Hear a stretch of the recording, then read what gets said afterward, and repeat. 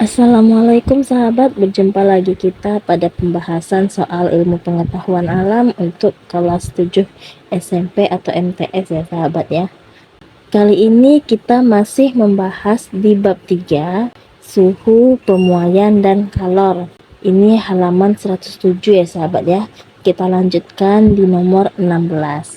Perhatikan grafik berikut. Pernyataan yang benar adalah A. Pada proses AB, benda dalam keadaan mencair. B. Pada proses BC, benda dalam keadaan melebur. C. Pada proses CD, benda dalam keadaan melebur. D. Pada proses DE, benda dalam keadaan menguap. Ini grafik hubungan suhu dan waktu ya sahabat ya. Kita lihat ini yang A. Pada proses AB, benda dalam keadaan mencair. AB itu suhunya yang di A minus 10 derajat Celcius sampai B 0 derajat Celcius. Nah, pada suhu di bawah 0 derajat Celcius ini benda dalam bentuk padat ya sahabat ya. Berarti untuk pernyataan yang A ini salah ya sahabat ya. Kita lihat pernyataan yang B. Pada proses BC, benda dalam keadaan melebur. Oke. Kita lihat garis BC ya sahabat ya, yang berada pada suhu 0 derajat Celcius. Nah, ini es menyerap kalor yang digunakan untuk melebur. Berarti untuk pernyataan yang B ini benar ya sahabat ya. Kemudian yang C, pada proses CD, benda dalam keadaan melebur. Oke. Pada garis CD ini terjadi kenaikan suhu ya sahabat ya, dari 0 derajat Celcius ke 100 derajat Celcius. Ini bendanya dalam keadaan cair. Berarti untuk yang C pernyataannya juga salah ya sahabat ya. Kita lihat yang D. Pada proses DE, benda dalam keadaan menguap. Nah, kita perhatikan garis DE ya sahabat ya, yang berada pada suhu 100 derajat Celcius. Air menyerap kalor yang digunakan untuk mendidih. Oke, berarti untuk nomor 16 jawabannya adalah B ya sahabat ya. Kita lanjut ke soal nomor 17. Perhatikan gambar berikut. Dua bejana yang berisi air dengan suhu berbeda dicampur seperti gambar tersebut. Suhu akhir air campuran kedua bejana adalah. Oke, di sini bejana pertama airnya 40 derajat Celcius, bejana kedua 90 derajat Celcius ya sahabat ya. Bejana 1 dan bejana 2 itu sama-sama 1 liter. Itu dicampur sehingga air campuran itu menghasilkan 2 liter. Ketahui dulu ya sahabat ya, untuk nomor 17 ini T1-nya 90 derajat Celcius, T2-nya 40 derajat Celcius. Rumusnya sama dengan MC kali delta T. Berarti MC1 dikali delta T sama dengan MC2 dikali delta T. Di sini massa dan kalor jenisnya itu sama ya sahabat ya, bisa kita coret. Berarti delta T-nya T1 dikurang TA sama dengan TA dikurang T2. 90 dikurang TA sama dengan TA dikurang 40. 90 ditambah 40 sama dengan TA ditambah TA ya sahabat ya. Berarti 130 sama dengan 2 TA. Maka kita dapatlah TA-nya sama dengan 65. Berarti suhu campuran untuk kedua bejana tersebut adalah 65 derajat Celcius. Berarti jawabannya adalah C ya sahabat ya. Kita lanjutkan ke soal nomor 18. Soal host. Ibu akan membuat adonan roti dan membutuhkan air dengan suhu 50 derajat Celcius. Namun, ibu tidak memiliki alat pemanas. Salah satu solusinya mencampurkan air bejana A dengan air di bejana lain seperti gambar berikut. Ini bejana A-nya, M-nya sama dengan 200 gram dan T-nya sama dengan 20 derajat Celcius ya sahabat ya.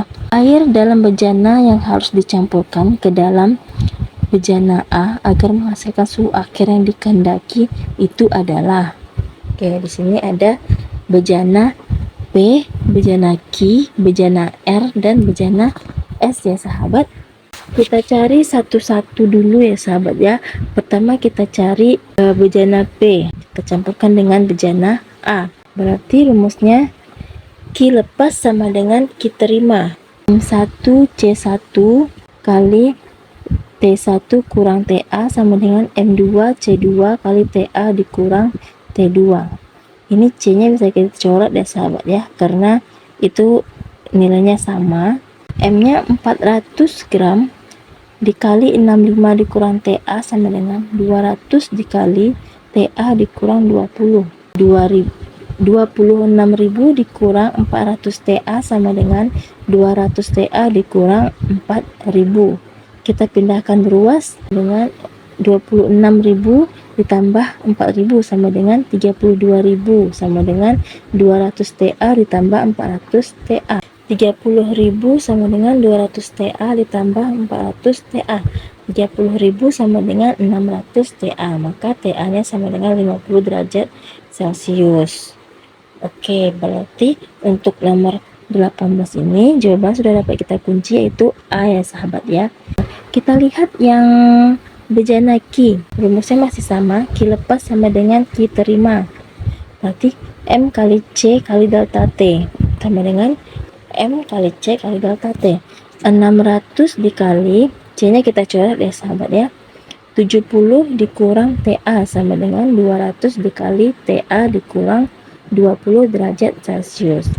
42.000 dikurang 600 TA sama dengan 200 TA dikurang 4.000. 42.000 ditambah 4.000 sama dengan 200 TA ditambah 600 TA. 46.000 sama dengan 800 TA. TA-nya sama dengan 57,5 derajat Celcius. Maka ini jawabannya kurang tepat ya sahabat ya. Apabila kita campurkan bejana A dengan Q, maka suhu campuran itu sebesar 57,5 derajat Celcius. Kita lihat bejana R. Q lepas sama dengan Q terima. M kali C kali delta T sama dengan M kali C kali delta T. 400 dikali C-nya kita coret, 80 dikurang TA sama dengan 200 dikali TA dikurang 20. 32.000 dikurang 400 TA sama dengan 200 TA dikurang 4.000.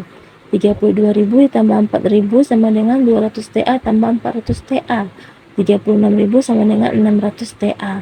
Maka TA-nya sama dengan 60 derajat Celcius. Berarti yang R juga kurang tepat ya sahabat ya. Kita lihat yang S. S ini rumusnya sama, Q lepas sama dengan Q terima. M kali C kali delta T sama dengan M kali C kali delta T. Cuma kita coret, 200 dikali 90 derajat Celcius dikurang TA sama dengan 200 dikali TA dikurang 20 derajat Celcius. 18.000 dikurang 200 TA sama dengan 200 TA dikurang 4.000. 18.000 ditambah 4.000 sama dengan 200 TA ditambah 200 TA. 22.000 sama dengan 400 TA. Maka nilai TA-nya sama dengan 55 derajat Celcius. Ini juga kurang tepat ya sahabatnya. Suhu yang diminta itu 50 derajat Celcius. Berarti jawabannya adalah A ya sahabat ya. Kita lanjut ke soal nomor 19. Perilaku berikut yang dilakukan seekor kadal untuk mengatur suhu tubuhnya adalah: A. Berjemur untuk melepaskan panas secara konveksi. B. Berteduh untuk menghindari panas secara evaporasi. C. Berteduh untuk menghindari panas secara radiasi. Dan D. Berjemur untuk mendapatkan panas secara radiasi. Baik, kadal ini adalah hewan eksoterm ya sahabat ya, yaitu hewan yang menyerap panas dari lingkungan. Nah, hewan eksoterm ini menggunakan sumber panas eksternal untuk mengatur suhu tubuhnya, sehingga sering disebut hewan berdarah dingin ya sahabat ya. Sebagian besar panas tubuhnya ini berasal dari matahari. Banyak hewan eksoterm yang memiliki perilaku tertentu untuk mengatur suhu tubuhnya. Nah, sementara itu, kadal ini berjemur di batu untuk mendapatkan panas secara radiasi dan konduksi. Pada siang hari, kadal akan menyerap panas dengan berjemur di terik matahari. Berarti untuk nomor 19 ini sudah dapat kita kunci, jawabannya adalah D ya sahabat ya. Berjemur untuk mendapatkan panas secara radiasi. Oke sahabat, kita lanjut ke soal nomor 20. Perhatikan gambar berikut. Waktu terjadi Dan tujuan dari perilaku hewan pada gambar tersebut adalah: A. Terjadi pada siang hari, bertujuan untuk memperoleh panas secara radiasi. B.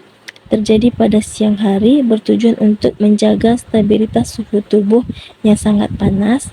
C. Terjadi pada malam hari, bertujuan untuk memperoleh panas secara konveksi. Terjadi pada malam hari, bertujuan untuk mengurangi rasa panas pada tubuh.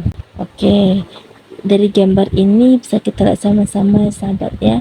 Ini adalah hewannya kerbau ya sahabat ya, yang sedang berjemur di lumpur. Kerbau ini termasuk ke dalam hewan endoterm ya sahabat ya, yang mendapatkan sebagian besar panas tubuhnya melalui proses metabolisme. Kerbau dimanfaatkan oleh para petani untuk membajak sawah. Dan kerbau juga bisa dipelihara dan diambil dagingnya. Kerbau ini memang merupakan hewan yang sering berendam di kubangan ya sahabat ya. Kerbau adalah salah satu hewan mamalia yang tidak tahan dengan cuaca panas ya sahabat ya, apalagi saat musim kemarau. Jika suhu normal tubuh manusia adalah 36 derajat, maka suhu tubuh kerbau itu lebih tinggi lagi sahabat. Mereka memiliki suhu sekitar 38,2 sampai 38,4 derajat Celcius. Oleh karena itu, saat cuaca terlalu panas atau saat matahari sedang terik, kerbau akan berkubang di sungai atau lumpur untuk menetralkan suhu tubuhnya sahabat. Ketika kerbau berkubang di dalam lumpur, kerbau bisa mengembalikan suhu tubuh menjadi normal. Berarti untuk nomor 20 ini sudah dapat kita pastikan jawabannya adalah B sahabat. Terjadi pada siang hari, bertujuan untuk menjaga kestabilan suhu tubuh yang sangat panas. Oke sahabat, cukup sekian dulu ya sahabat ya pendapat kali ini. Kita lanjutkan pendapat selanjutnya. Terima kasih sahabat, sampai jumpa kembali.